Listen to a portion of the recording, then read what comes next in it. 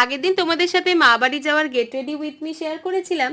আজকে চলো আমার মামা বাড়িটাই ঘুরে দেখিয়ে দিই। এই লাল গেটটা হচ্ছে আমার একটা দিদির বাড়ি, আর ছোট্ট সরু গলি দিয়ে সোজা এগিয়ে গেলেই কিন্তু আমার মামা বাড়ি। এখানে টোটাল 4টে ঘর আছে, আর এটা হচ্ছে আমার ছোট মামা, আর ওইদিকে দাঁড়িয়ে আছে আমার মা। এই ঘরটা প্রায় নতুনই করা হয়েছে। আর এখানে আমার একটা ছোট্ট ভাইও আছে, আমার ছোট মামার ছেলে। এটা হচ্ছে আমার ছোট দিদার ঘর। আর তার থেকেও যদি সোজা এগিয়ে যায়, এই যে দেওয়ালটা, যেই দেওয়ালে আমার অনেক স্মৃতি জড়িয়ে আছে, তখন এত রিনোভেট ছিল না, ভাঙাচোরা দেওয়াল ছিল। আর ভাঙাচোরা দেওয়ালেই কিন্তু আমি বসে বসে রান্নাবাটি খেলতাম, আর আমার দাদু সেটা দেখতো।